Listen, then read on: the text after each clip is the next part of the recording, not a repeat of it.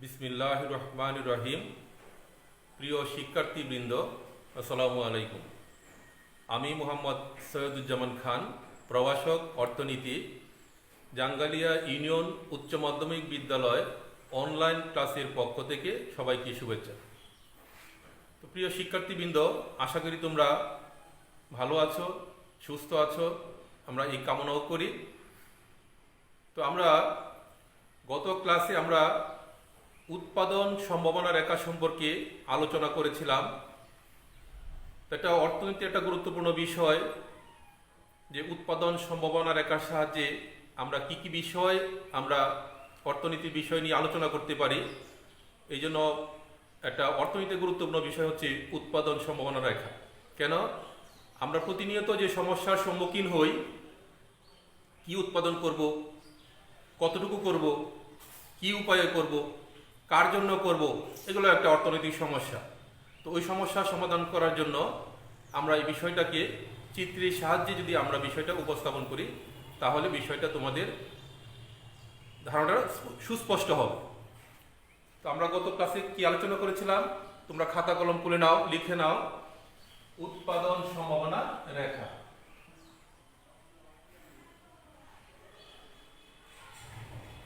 উৎপাদন সম্ভাবনা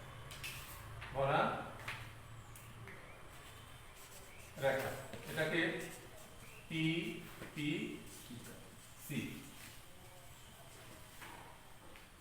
production possibility curve, উৎপাদন সম্ভাবনা রেখা। তো উৎপাদন সম্ভাবনা রেখা কিভাবে অঙ্কন করতে হয়, কিভাবে একটি সূচি তৈরি করতে হয়, আমরা পূর্বের ক্লাসে আলোচনা করেছি। তো তোমাদের এই বিষয় থেকে অনেকগুলা প্রশ্ন পরীক্ষা আসতে পারে এবং একটু ধারণা নিলে আনসারগুলো দেওয়া খুবই সহজ বিষয়। যেমন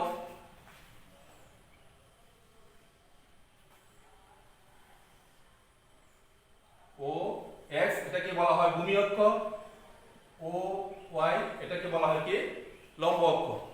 তো আমরা পূর্বের ক্লাসে এটা আলোচনা করেছি কিভাবে অঙ্কন করতে হয়। তো তোমাদের প্রথমে এরকম উদ্দীপকে থাকতে পারে এ ই রেখাটি কোন রেখা, সুযোগ ব্যয় রেখা, উৎপাদন সম্ভাবনা রেখা, চাহিদা রেখা, যোগান রেখা, এরকম আসতে পারে।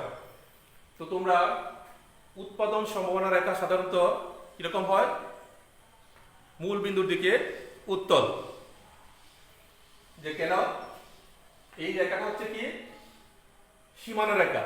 কিসের সীমানা রেখা? আমরা আগে বলেছি উৎপাদন, যে আমাদের সম্পদ সীমিত, আমাদের প্রযুক্তিও অপরিবর্তনশীল, ইচ্ছা করলেই প্রযুক্তি পরিবর্তন করা যায় না।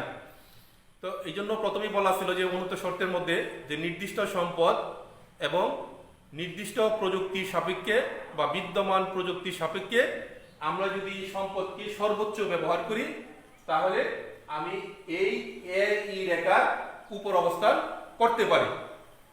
অর্থাৎ এই সম্পদকে যদি আমি, আমার যে সম্পদ আছে, যে নির্দিষ্ট সম্পদ আছে, এটাকে যদি আমি পূর্ণনিয়োগ করি, তাহলে আমি সর্বোচ্চ এ ই রেখার উপর অবস্থান করতে পারি।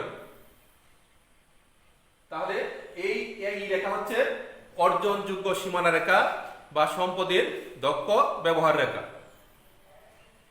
তো এই ই রেখার উপর এ একটা বিন্দু হইতে পারে, বি একটা বিন্দু হইতে পারে, সি একটা বিন্দু হতে পারে, ই একটা বিন্দু হতে পারে।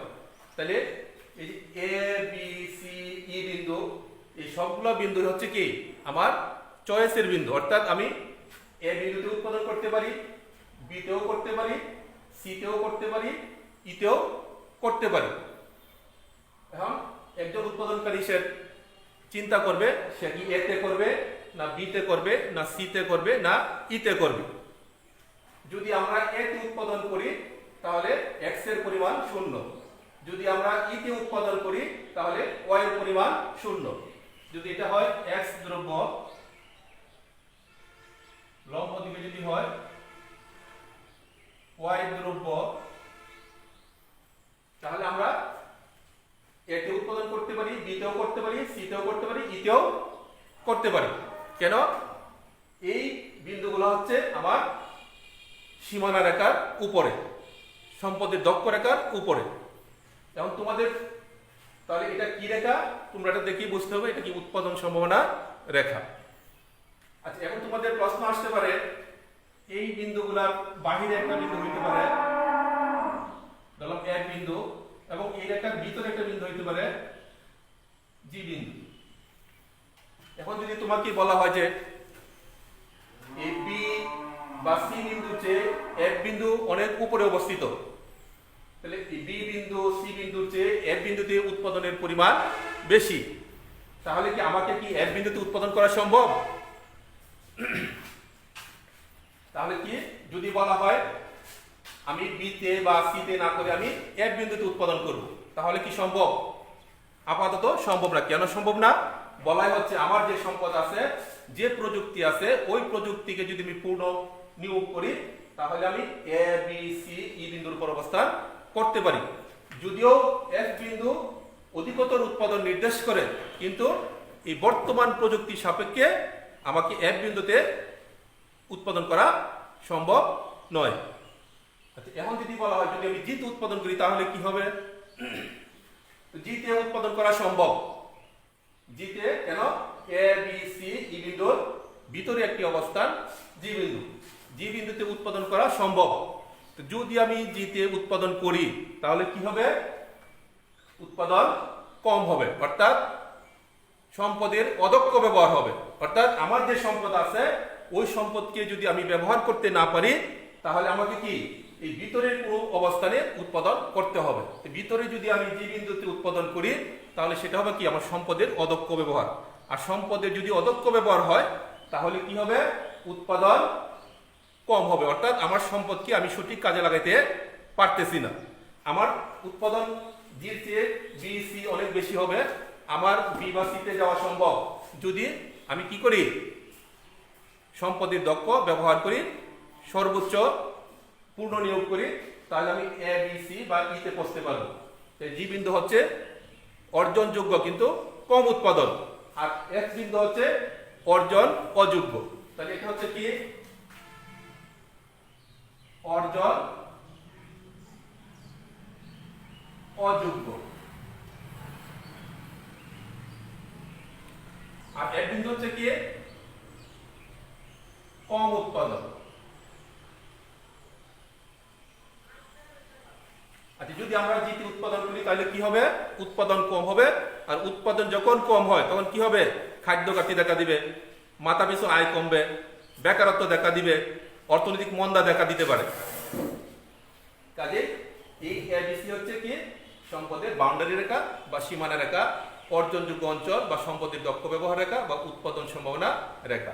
জিতে হলে কম হবে, এফে হলে আমার প্রয়োজন হইতে পারে বা বেশি হবে, কিন্তু এই বর্তমান প্রযুক্তিতে আমার এফে পৌঁছা সম্ভব নয়। তো তোমরা এগুলো একটু লিখে নাও।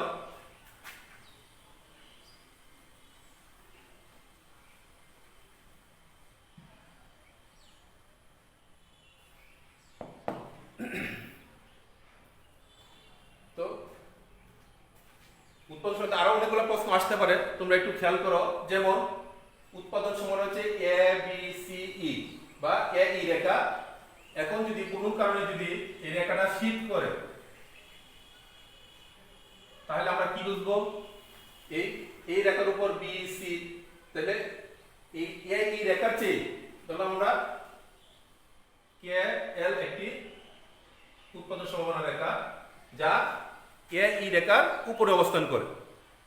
উৎপাদন সম্ভাবনা রেখা যদি উপরে অবস্থান করে তাহলে কি প্রকাশ করে বা কি বোঝায়? এটি দ্বারা বোঝায় অর্থনৈতিক উন্নতি, অর্থাৎ প্রযুক্তির আমার সম্পদ ঠিকই আছে নির্দিষ্টই, কিন্তু প্রযুক্তির পরিবর্তন করে উৎপাদন সম্ভাবনা কি উৎপাদন বৃদ্ধি পেয়ে রেখাটা কি উপরে স্থানান্তর হয়েছে। কাজে উৎপাদন সম্ভাবনা রেখা যখন উপরে রেখা অবস্থান করবে তখন সেটা দ্বারা বোঝায় অর্থনৈতিক উন্নতি, অর্থাৎ উৎপাদন বৃদ্ধি পাবে। উৎপাদন বৃদ্ধি পেলে কি হবে? উৎপাদন বাড়বে, খাদ্য ঘাটতি হ্রাস পাবে, মাথাপিছু আয় বাড়বে, মানুষের অর্থনৈতিক কল্যাণ হবে, জীবনযাত্রার মান বাড়বে, অর্থাৎ অর্থনৈতিক উন্নতি হবে। আর যদি কোনো কারণে যদি এই উৎপাদন সম্ভাবনা রেখা নিচে শিফট করে, তাহলে আর এস একটি উত্তোলন সমানরেখা যা কি এ ই রেখার নিচে অবস্থান। তাহলে নিচের রেখা দ্বারা কি বোঝায়?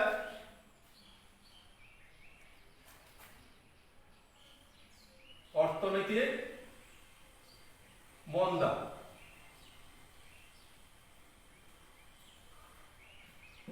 অর্থাৎ উৎপাদন সম্ভাবনা রেখা যখন নিচে শিফট করবে তার মানে কি হলো যে আমি সম্পদের দক্ষ ব্যবহার করতে পারতেছি না, প্রযুক্তি ব্যবহার করতে পারতেছি না, যার কারণে কি উৎপাদন আগের চেয়ে আমার কম হচ্ছে।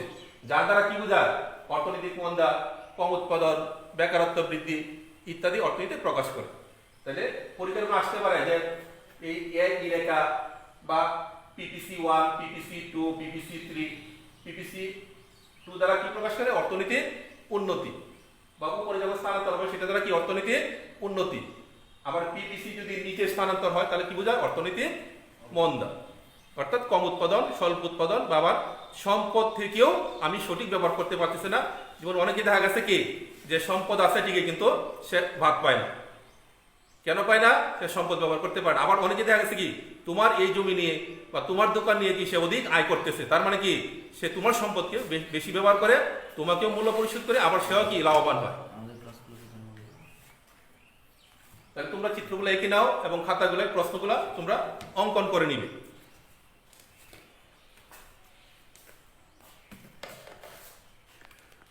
তো এখান থেকে অনেকগুলো প্রশ্ন আমরা পাই। যে কি প্রশ্ন পাই? যে উপরের রেখা দ্বারা কি প্রকাশ করে, নিচের রেখা দ্বারা কি প্রকাশ করে, এবং ভিতরের বিন্দু দ্বারা কি প্রকাশ করে, বাহিরের বিন্দু দ্বারা কি প্রকাশ করে। তোমরা খাতায় এগুলো একটু লিখে নাও।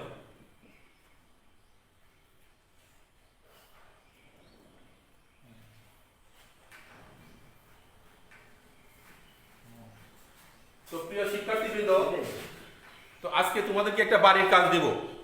তো বাড়ির কাজটা তোমরা নিজেরা কি করবে? বাসায় প্র্যাকটিস করবে, বাড়িতে প্র্যাকটিস করবে। প্র্যাকটিস করে নিজেরা কি একটি উৎপাদন সম্ভাবনা অঙ্কন করবে এবং তার কি ব্যাখ্যা লিখবে এবং কিভাবে অঙ্কন করেছো সেটার ব্যাখ্যা তোমরা লিখবে। তো তোমরা একটু লিখে নাও যে উৎপাদন সম্ভাবনা সূচি।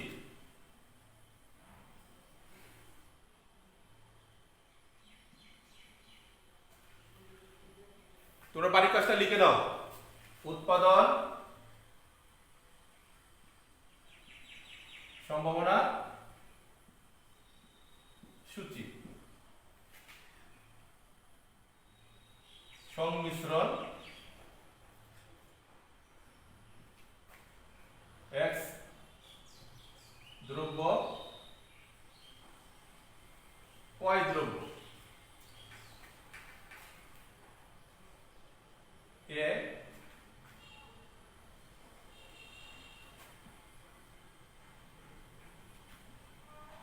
শূন্য একক 25 একক।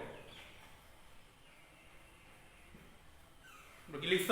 যে সংমিশ্রণ এক্স দ্রব্য ওয়াই দ্রব্য, তারপরে এ সংমিশ্রণে কি আছে? এক্স এর পরিমাণ যখন শূন্য, অর্থাৎ আমরা যদি নির্দিষ্ট জমিতে বা নির্দিষ্ট সম্পদকে যদি আমরা শুধু ওয়াই এর জন্য ব্যবহার করি তাহলে 25 একক ওয়াই পাই, তখন এক্স এর পরিমাণ শূন্য। আবার যদি এখন আমাকে এক্স ও প্রয়োজন, ওয়াই ও প্রয়োজন, কারণ এক্স যদি কিছু বৃদ্ধি করি তাহলে ওয়াই কি করতে হবে? আমাকে হ্রাস করতে হবে। কেন? আমার সম্পদ নির্দিষ্ট। এক্স যদি 10 একক বৃদ্ধি করি তাহলে আমাকে ওই এক্স এর জন্য ওয়াই দ্রব্যের কিছু ভূমি পরিত্যাগ করতে হয়েছে, এই জন্য ওয়াই পরিমাণ কি হবে? হ্রাস পাবে। ধরলাম 20 একক, তাহলে আমি কি করলাম? ওয়াই একক হ্রাস পাইছে 5 একক, এক্স এর পরিমাণ বৃদ্ধি পাইছে 10 একক। এভাবে আমরা আগেও বলছি যে যেহেতু সম্পদ নির্দিষ্ট, এই জন্য একটার পরিমাণ বৃদ্ধি করলে অন্য দ্রব্যের পরিমাণ কি করতে হয়? হ্রাস করতে হয়। সি বিন্দুতে যদি এক্স এর পরিমাণ আরো বৃদ্ধি করি, 20 করি, তাহলে ওয়াই কি হবে? আগের তুলনায় হ্রাস পাবে। তো হ্রাস পেয়ে এখানে আছে 20, তাহলে কত হলো এখানে? 10 একক। যদি এভাবে আমি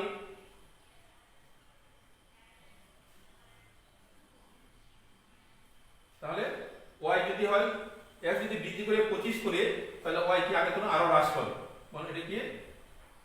শূন্য হয়ে পড়ে। তাহলে এই যে আমরা কি বুঝলাম, এক্স এর পরিমাণ ক্রমাগত বৃদ্ধি করায় ওয়াই এর পরিমাণ কি ক্রমাগত হ্রাস পেয়েছে। কেন হ্রাস পেয়েছে এটা তোমাদের প্রশ্ন আসতে, কেন হ্রাস পায়, একটি পরিমাণ বৃদ্ধি করলে অন্যটি কেন হ্রাস পায়, তোমাদের প্রশ্ন আসতে পারে যে কেন। সম্পদ আমার নির্দিষ্ট, প্রযুক্তি কি বর্তমান প্রযুক্তি বিদ্যমান, কাজে এই প্রযুক্তি দিয়ে একই জমিতে বা একই সম্পদে যদি আমি অধিক এক্স এর পরিমাণ বা একটির পরিমাণ বৃদ্ধি করি অন্যটির পরিমাণ হ্রাস পাবে। তো সুপ্রিয় শিক্ষার্থীবৃন্দ, তোমাদের এটা বাড়ির কাজ রইল, তোমরা কি করবে এই সূচির আলোকে একটি উৎপাদন সম্ভাবনার অঙ্কন করবে। তো সবাই ভালো থাকো, সুস্থ থাকো, আল্লাহ হাফেজ।